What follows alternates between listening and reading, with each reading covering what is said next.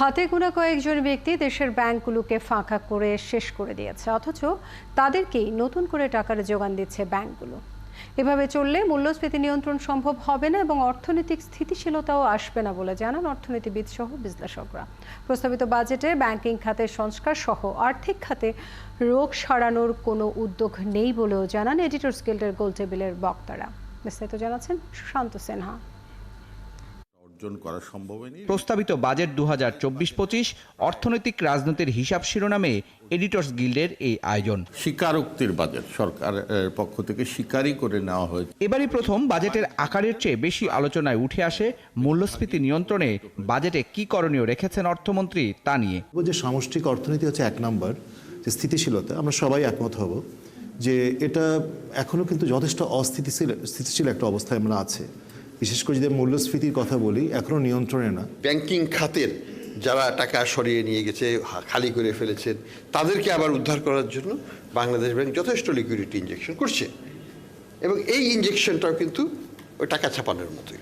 এখন বাজেট কমাবো না, মূল্যস্ফীতি কমাবো, একেবারেই আমার যদি প্রবৃদ্ধিকে স্তব্ধ করে দেই, এটার ফল কিন্তু আরো খারাপ হবে। হু হু করে বেড়ে চলা খেলাপি ঋণ নিয়ন্ত্রণের ব্যর্থতায় মারাত্মকভাবে ক্ষতিগ্রস্ত হচ্ছে অর্থনীতির মূল চালিকা শক্তি ব্যাংকিং খাত।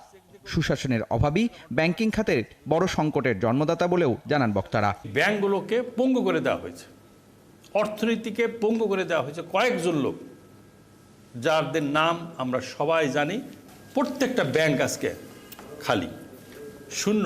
মালয়েশিয়া নিয়ে যে কেলেঙ্কারি দেখলাম আমরা, 5টা লোক 21,000 কোটি টাকা কামিয়ে গেল, এর জন্য কাউকে জবাবদিহি করতে হয় না। এনবিআর এর সক্ষমতা না বাড়িয়ে রাজস্ব আয়ের লক্ষ্যমাত্রা বাড়ানোর সমালোচনাও করেন বক্তারা। তাগিদ দেন অপচয় বন্ধ করারও।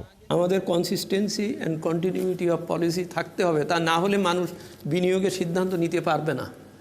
কারণ আমি যদি এখন একটা হিসাব করি যে আমার এই বছরে এই হবে, এর ভিতরে হঠাৎ যদি আপনি ট্যারিফ পাল্টিয়ে দেন বা আপনি একটা ফ্যাসিলিটিস উইথড্র করে ফেলেন, তো তখন তো আমার পুরো হিসাবটা হয়ে যাবে। পৃথিবী জুড়ে কিন্তু ক্যাপিটাল মার্কেটে ক্যাপিটাল গেইনস কোথাও নাই। এখন আমার তো অলরেডি মৃত মার্কেট, কিন্তু আমার লং টার্ম ফাইন্যান্স ছাড়া এনার্জি আর লং টার্ম ফাইন্যান্স আমি কিন্তু নেক্সট লেভেল অফ গ্রোথে আমি যেতে পারবো না। পলিটিক্যাল রেন্ট সিকার্স বা যেটা চলছে আমাদের, এই অরাজকতা থামাতেই হবে। কারণ আমরা তো ইশতেহারেই বলছি জিরো টলারেন্স টু দুর্নীতি, তাহলে আমরা কার্যত কি করছি? সংকট সমাধানে রপ্তানি ও রেমিটেন্স আয় বাড়িয়ে বৈদেশিক মুদ্রার রিজার্ভ বাড়ানোর পরামর্শ আলোচকদের।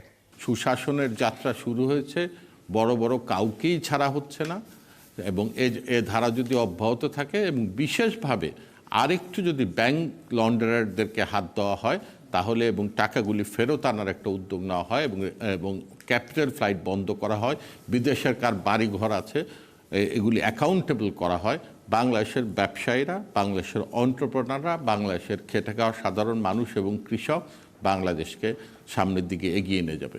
সুশান্ত সিনহা, ৭১, ঢাকা।